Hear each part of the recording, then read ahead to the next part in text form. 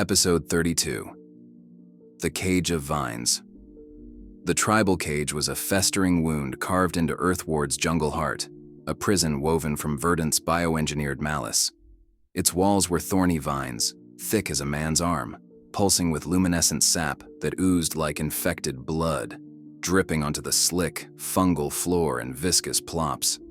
The air reeked of rot, moldering leaves, sour sap, and the acrid tang of venom from the dire wolf's venom lingering on Kane's torn vest.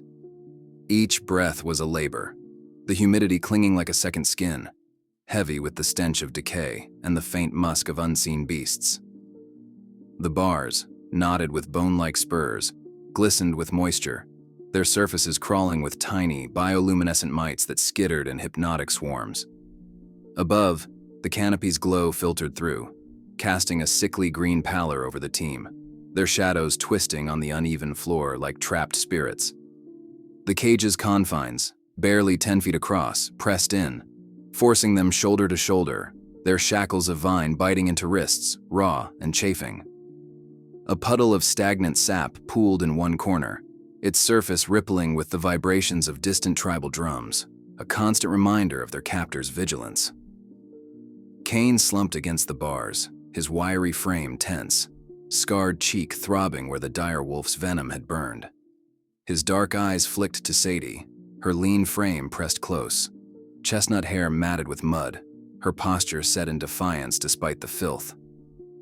Aldus sat cross-legged, his hands tracing the cage's thorns, stooped frame unbowed, muttering about tribal sigils. Zara cradled her mauled arm, her bodysuit torn as she scanned the cage's seams. Rook paced the cramped space restlessly, his quick gestures betraying slum-bred agitation, and his tactical gear streaked with blood and sap. The jungle's pulse thrummed beyond the bars, a living weight. But Kane's mind drifted, snagged on a memory their predicament stirred. He leaned toward Sadie, voice low, rough with Freeland grit, a storyteller's cadence slipping through his exhaustion. This cage, this stink. It's taking me back, Sadie. 5 years ago, a heist in Freeland's neon swamps. Reminds me of this mess. You want to hear it? Sadie's smirk was faint, her dark eyes sparking despite the grime. A story, Voss. Hell, anything to drown out this stench. Lay it on me. Kane's scarred cheek twitched, his gaze distant, painting the past. It was a big score. Data vault in an old war bunker guarded by Libra's drones and some mercs with more guns than brains. I teamed up with this guy, Silas, a slick-talking hacker with a rep for cracking unhackable systems. He was sharp, charming, all promises of easy creds. But something about him screamed trouble, like a scorpion asking a frog for a ride across a river, swearing he won't sting. I knew better, but the payout was too sweet. So I said yes, like a damn fool frog. We planned it tight. Me slipping past drones with a jammer, Silas rewiring the vault's locks. Got in clean, dodged lasers, bagged the data core. Felt like kings. Then, deep in the bunker's guts, Silas pulls a blade, says he's selling me out to the mercs for a bigger cut. I should have seen it coming. His kind always stings. It's their nature. I fought back, knocked him out cold, but the mercs were already on us, tipped off by his signal.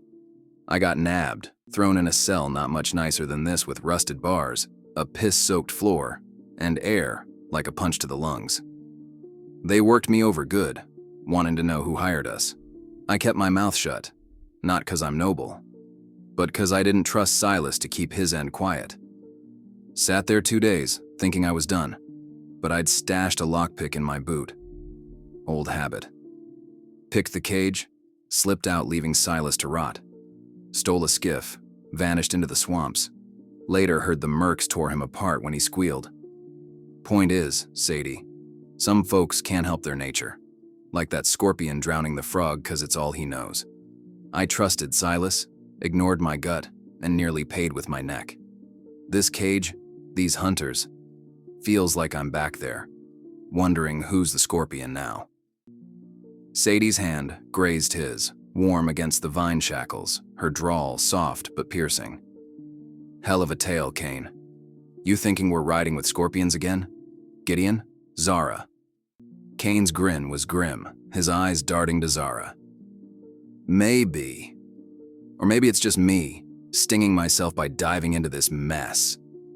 Rook stopped pacing, his lean frame leaning in, hazel eyes glinting with slum fire.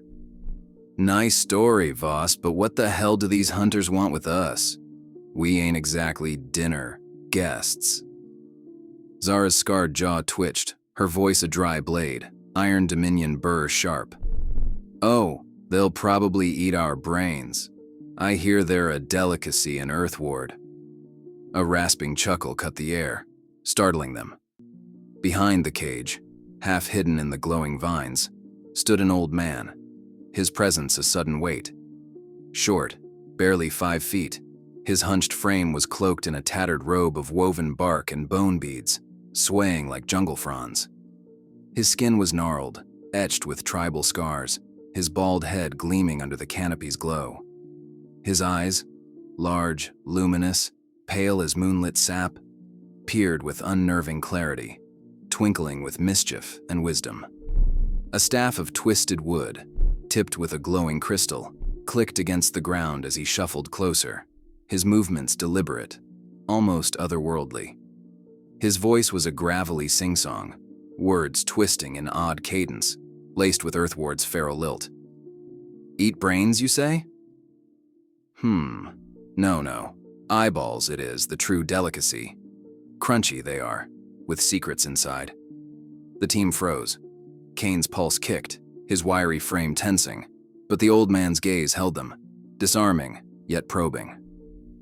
Sadie's face tightened, alert, while Aldus's creased with cautious intrigue. The old man tilted his head, staff tapping, his voice weaving like a riddle. "Far from home, you are, in our jungle deep. Purpose? What brings you? Lost, perhaps, or seeking what should stay hidden?" Aldus cleared his throat, his stooped frame steady, voice a gravelly anchor. "We seek a friend, a scholar, said to live among tribes here. A man of knowledge, studying your ways. We mean no harm." The old man's luminous eyes narrowed, his staff tapping faster, his words sharp yet indirect. "Friends, you call them. Yet armed like warriors you come. Spears, blades, strange tech, spies, perhaps. Terrorists even? Our land bleeds, attacked by demons. Tensions, high they are. Trust, a rare coin." Kane leaned forward, vine shackles creaking, his dark eyes steady despite the filth. "We're no spies, old man. We're just trying to find Jinx. That's the truth." The old man's gaze locked on Kane, keen interest flaring in his pale eyes, like a predator scenting prey. He shuffled closer, staff clicking, and lowered his voice, the sing-song cadence weaving a tale. "Jinx, you say? Names carry weight. Let me tell you of Varethul, the Moon Eater, great wolf of our tribe's heart. Mythical he is, roaming realms forgotten where shadows dance. Each waning moon, fragments he devours, his howl bending reality's thread. Eyes his, dreams forgotten they reflect, born from the first eclipse's shadow. Sacred he is, to us." The team listened, the cage's stench fading under the old man's spell. He paused, eyes glinting, then continued. "Varethul, away he stays, and we, out of his territory remain. Sacrifices we leave, to keep peace. Yet you, your group, his realm you breached attacked him. A violation, sacred law broken." Kane's scarred cheek twitched, his voice rough but firm. "He attacked us, old man. We were just trying to survive." The old man's chuckle was dry, his staff tapping like a judge's gavel. Intruders in your home, carrying weapons. What would you do? Defend, yes? Varethul, you he targeted, young one. Special, something in you must be, for his wrath to seek you so."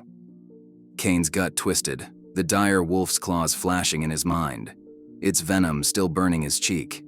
The old man leaned closer, his luminous eyes boring into him, voice dropping to a grave whisper. "Our leader. Speak with you alone, she wishes. Answers she seeks about this, Jinx, and your purpose true." The cage's thorny door creaked open, 2 hunters looming with bone spears, their skull masks glinting. The old man gestured, his staff clicking, and Kane rose. Vine shackles loosened but wrists raw. Sadie's hand grazed his, a silent anchor, her dark eyes flashing worry and trust. Zara's scarred jaw tight, while Rook's quick gestures stilled, his grin gone. Kane stepped out, the jungle's pulse swallowing him as the old man led the way, his hunched frame shuffling through glowing vines. The cage's door slammed shut, the team's eyes burning into Kane's back, the tribal drums a heartbeat of fate. Varethul's shadow loomed in his mind, a mythic weight as the old man's words echoed. Special, something in you must be. And the path ahead darkened, leading to a leader whose questions could bind or break their hunt for Jinx.